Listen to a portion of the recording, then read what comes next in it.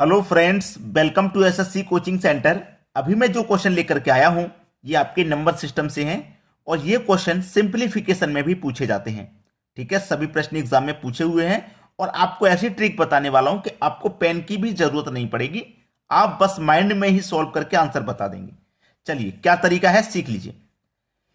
एक के बटे में √3 प्लस √4, √4 प्लस √5, √5 प्लस √6, √6 प्लस √7 और √7 √8 √8 √9, ऐसे तो चल रहा है।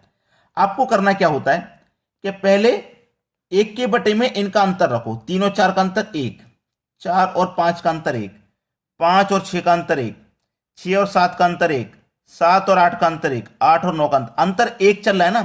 तो एक के बटे में होता है अंतर, जो भी अंतर होगा एक के बटे में। ठीक है, अब अंतर एक के बटे में आ जाएगा और फिर क्या रहेगा, लार्ज। लार्ज यानी कि बड़ी वाली संख्या और प्लस माइनस स्मॉल। ठीक है, स्मॉल स्मॉल यानी कि छोटी वाली संख्या। बात क्लियर है? ठीक है, अब देखिए प्लस माइनस का मतलब है कि ये सभी संख्याएं प्लस में चल रही हैं तो यहां माइनस आ जाएगा, बस अपोजिट आ जाएगा एक दूसरे का। प्लस में संख्याएं चल रही हैं तो माइनस ले लेंगे और माइनस में जब चल रही हैं तो प्लस ले लेंगे। ठीक है, चलिए एक के बटे में अंतर ले लो। एक के बटे में अंतर, अंतर तो एक का ही है तो एक ही ले लेंगे। ठीक है, इनटू लार्ज वाली संख्या, सबसे बड़ी वाली संख्या √9 है, सबसे बड़ी वाली संख्या √9 है। ठीक है, अब ये सभी प्लस में चल रही हैं तो इसका अपोजिट हम माइनस ले लेंगे और सबसे स्मॉल सबसे छोटी वाली संख्या √3 है, √3। बस सवाल खत्म। ठीक है, चलिए अब √9 का तो परफेक्ट स्क्वायर रूट होता है यानी कि 3, माइनस का ये हो जाएगा √3 और इसका मल्टीप्लाई हम 1 से करेंगे तो इतना ही तो रहेगा, तो 1 से मल्टीप्लाई करो चाहे मत करो उतना ही रहता है।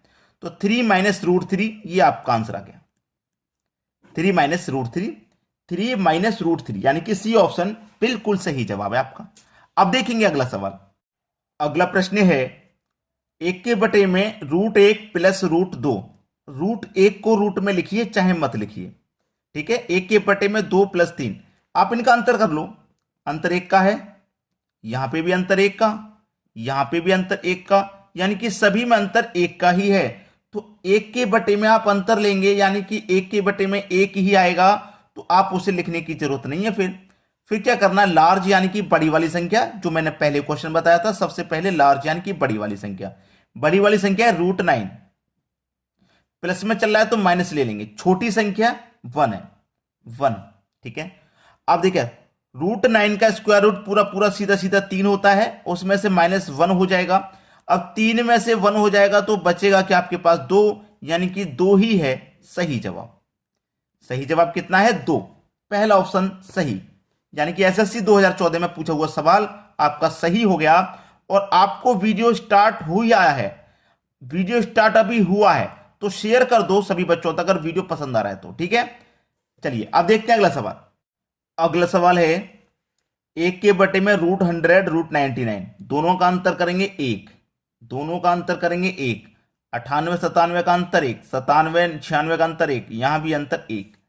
तो एक के बटे में अंतर लेते हैं, ये बात आपको मालूम है, एक के बटे में अंतर लेते हैं, लेकिन अब अंतर 1 का ही है तो एक के बटे में 1 ले लेंगे आप। 1 से 1 डिवाइड हो जाए, कुछ नहीं बचता। ठीक है, अंतर अगर कुछ ज्यादा है तो बात सही है। तो लार्ज और स्मॉल वही संख्या ले लो। लार्ज क्या है, सबसे बड़ा 100 है। मैंने क्या बताया, जब माइनस में चलता है तो प्लस लेंगे और प्लस में चलता है तो माइनस, अपोजिट लेते हैं ना। अब यहां माइनस में चल रहा है तो यहां प्लस ले लेंगे।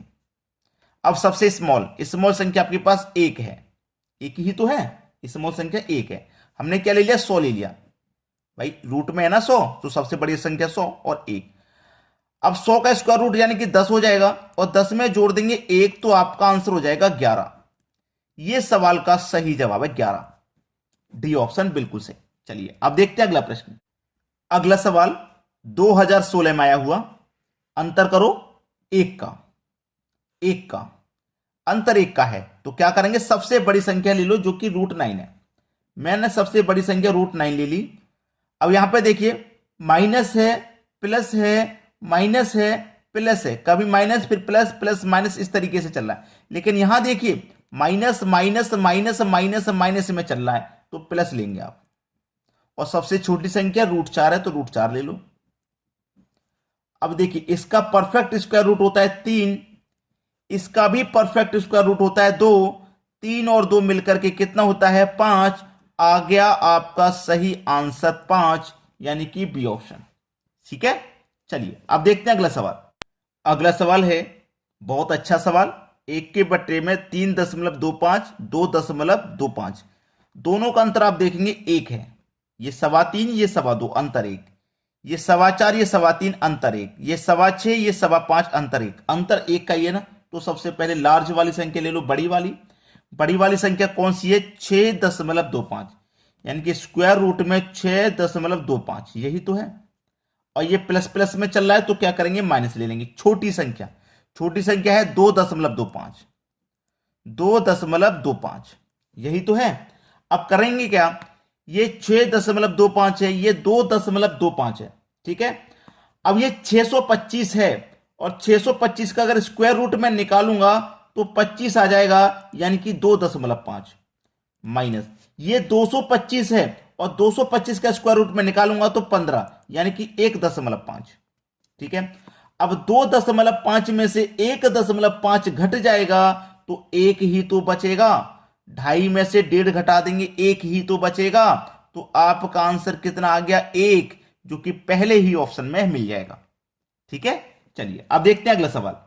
अगला सवाल है और बहुत अच्छा सवाल है। ऐसा सवाल अगर आपको मिल जाए ना एग्जाम में तो घबराना नहीं है, आंख बंद करके आंसर कर देना। मैं कोई इसके लिए ट्रिक नहीं, डायरेक्ट तरीका बता रहा हूं कि ऐसा क्वेश्चन मिल जाए पहचानेंगे कैसे। ऊपर वाली संख्या नीचे वाली संख्या सेम रहेगी, फर्क इतना रहेगा पॉइंट के बाद यहां एक संख्या है, यहां पॉइंट के बाद 2 रहेंगी। पॉइंट के बाद 2 है तो पॉइंट के बाद 3, पॉइंट के बाद 3 तो पॉइंट के बाद 4, यानी कि ऊपर वाली से नीचे वाली संख्या एक बढ़ के मिलेगी। यहां 1 तो यहां 2, यहां 2, यहां 3, यहां 3, यहां 4, एक बढ़ के मिलेगी। बाद बाकी का पूरा कॉन्सेप्ट सही रहेगा, एक ही रहेगा। ठीक है, ऐसा क्वेश्चन आपको मिल जाएगा तो उस प्रश्न का आंसर हमेशा 10 रहता है, यानी कि बी ऑप्शन सही जवाब। बात क्लियर है, सभी को समझ में आ गया। चलिए अब देखते हैं अगला सवाल। अगला सवाल है अभी अभी जो किया वैसा ही सवाल है। ऊपर पॉइंट के बाद 2 संख्या, नीचे पॉइंट के बाद 3, ऊपर 2 नीचे 3, ऊपर 2 3 तो नीचे 4, यानी कि ऊपर वाली संख्या से नीचे वाली संख्या एक बढ़ के मिलेगी आपको। ठीक है, और संख्या सभी की सभी सेम है, तो ऐसा क्वेश्चन रहे तो उसका आंसर आपको 10 कर देना है, बस बात खत्म। ठीक है, बात खत्म। क्या कैलकुलेशन लगाओगे, क्या दिमाग लगाओगे, एग्जाम में दे दिया तुरंत आंसर कर दो 10, बात खत्म। ठीक है, चलिए अब देखते हैं अगला सवाल। अगला सवाल है, यह सवाल है बढ़िया, इसको जरूर सीखिए ध्यान लगा करके। a प्लस बी प्लस सी पूछ रहा है। 2015 में यह सवाल आया था।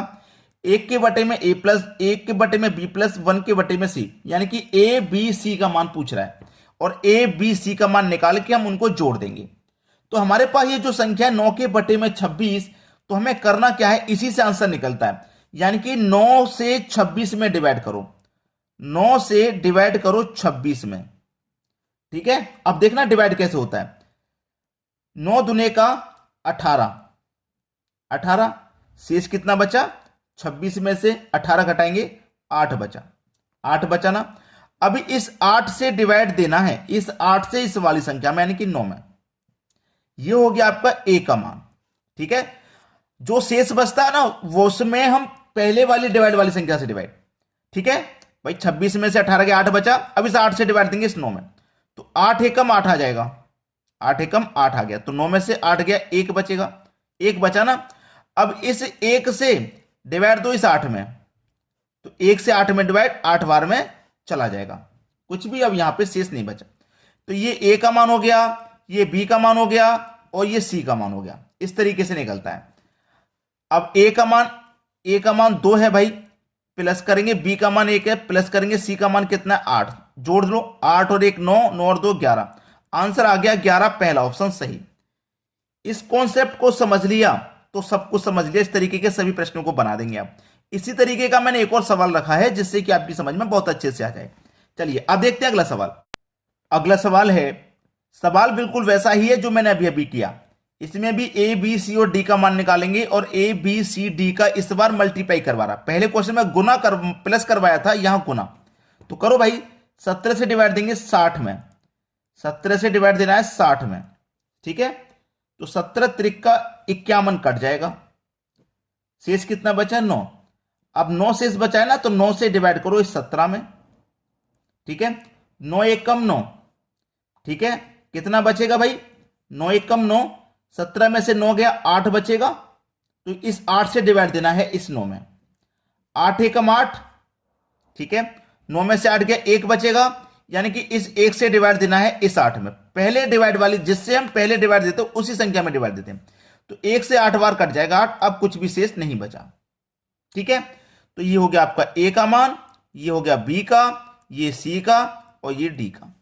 ए का मान कितना है? 3 मल्टीप्लाई बी का 1 मल्टीप्लाई सी का 1, सी का भी 1 मल्टीप्लाई डी का 8। इनका मल्टीप्लाई पूछ रहा था। 8 एकम 8, 8 एकम 8, 8 त्रिका 24, यानी कि आंसर आया आपका कितना? 24। पहला ऑप्शन सही जवाब है। उम्मीद करूंगा कि सभी को प्रश्न अच्छे से समझ में आ गया है। तो आपने अभी तक शेयर नहीं किया तो इस तरीके के वीडियो को तो शेयर कर दिया करें और लाइक कर दिया करें, ताकि सभी बच्चों तक वीडियो पहुंच जाएगी। आपके शेयर करने से उनको भी इस तरीके के क्वेश्चन बनाने में आसानी हो जाएगी। ठीक है दोस्तों, वीडियो देखने के लिए बहुत बहुत धन्यवाद।